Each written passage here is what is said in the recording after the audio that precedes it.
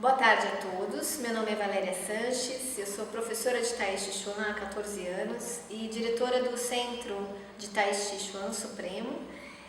Hoje nós estamos aqui finalizando, na verdade, um curso com o professor José Luiz de Castro Júnior, né, que ele veio compartilhar os seus conhecimentos conosco.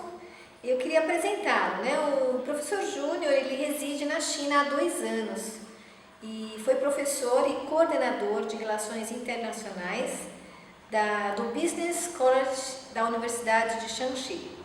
Estuda a cultura oriental desde a infância e Tai Chi Chuan desde os 15 anos. Ele é professor de Tai Chi Chuan do estilo tradicional da família Yang.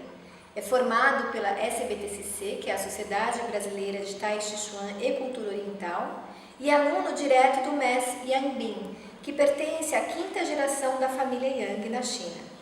Também é ex-diretor do Equilíbrios, Centro de Tai Chi Chuan e Cultura Oriental, e também é graduado em Educação Física pela Unicamp. Bem-vindo, professor. Eu agradeço o convite, obrigado. Vamos lá. Nós estamos todos curiosos, né? Porque, na verdade, a gente quer saber qual que foi o seu objetivo, assim, primeiro, qual que foi a sua motivação em morar na China e o que acrescentou esse período que você esteve lá, né? O que te acrescentou? Bom, a motivação principal é, obviamente, aprender Tai Chi. E eu também tinha muita vontade de aprender a língua chinesa, então nesse período eu busquei ambos. Eu fui como estudante para o Business College da Universidade de Shaanxi, fiquei lá por um período, depois fiquei trabalhando e aprendendo a língua ao mesmo tempo. E na mesma cidade, em Taiyuan, na província de Shaanxi, tem o mestre Yang Bin, com quem eu treino, e tive contato, ali, a pessoa de ter contato com outros discípulos e praticantes da família Yang, né, de Tai Chi. A gente aprende muito, né? Viver na China é uma super experiência, esse contato diretamente com a família, com os praticantes, é algo realmente muito proveitoso e é um contato que não tem preço, né? Porque você tem ali um contato diretamente com a raiz.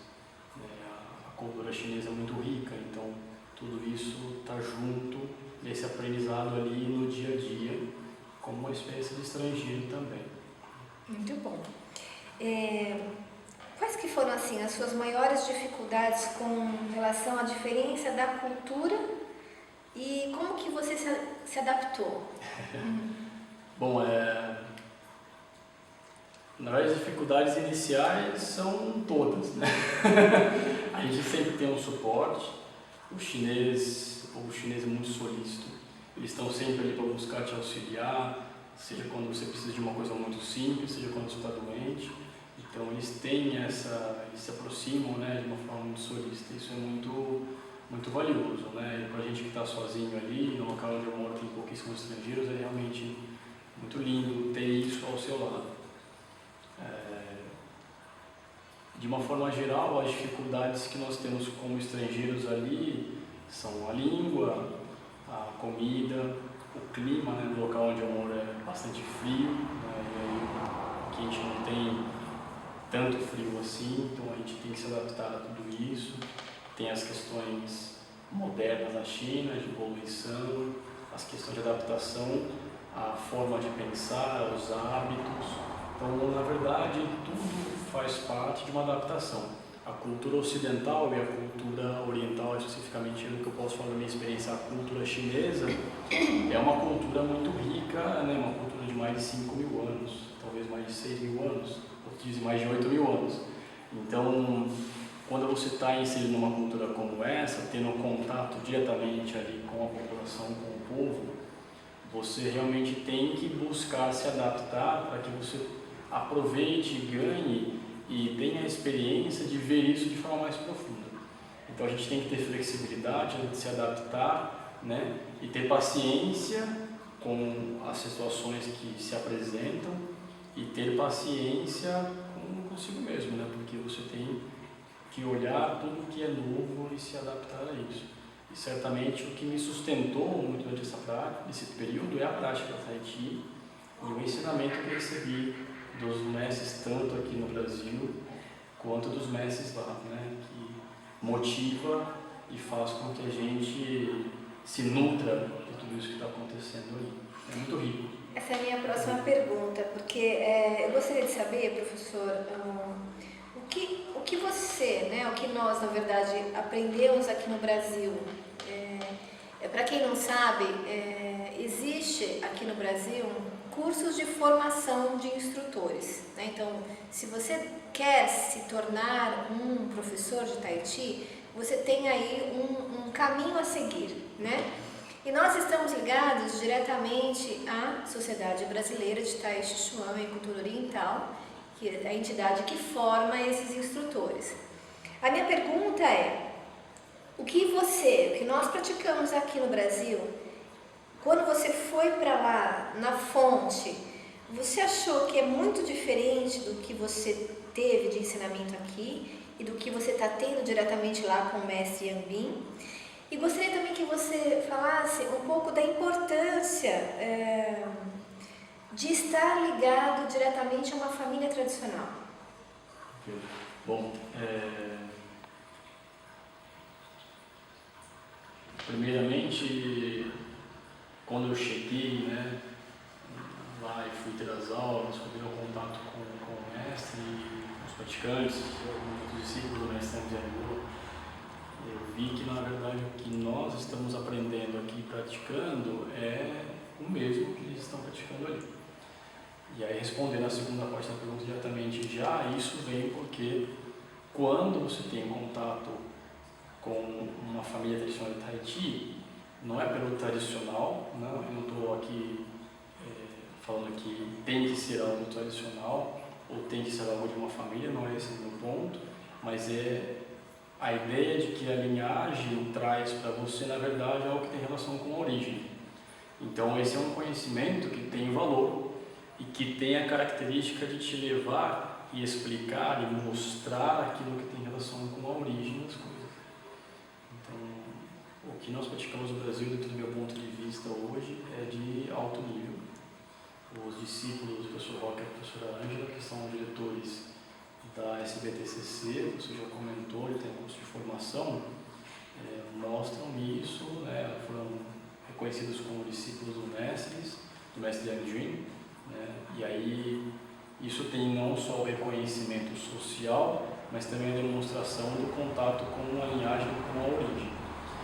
Se fosse o contrário, não teria voltado para o Brasil e continuado, né, porque assim, quando a gente vê que tem uma contradição, que as coisas não se ligam, o que você está aprendendo aqui e o que você está aprendendo lá são coisas desconexas, você acaba se afastando. E, na verdade, muito pelo contrário.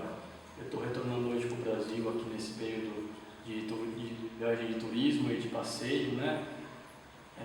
Com um coração muito alegre de ver que o que nós estamos fazendo no Brasil tem muito valor e tem relação com a origem. E por isso que eu estou muito feliz, né, de ver o trabalho que está sendo realizado aqui. Né? Isso eu falo de todo o coração. Isso, a diferença ali na China qual que é? Você vai fazer aula com o mestre e inicialmente eu não sabia falar uma palavra de chinês, então no começo foi a dificuldade com a língua e aí você tem depois a dificuldade do entendimento da cultura em alguns aspectos e da forma de pensar.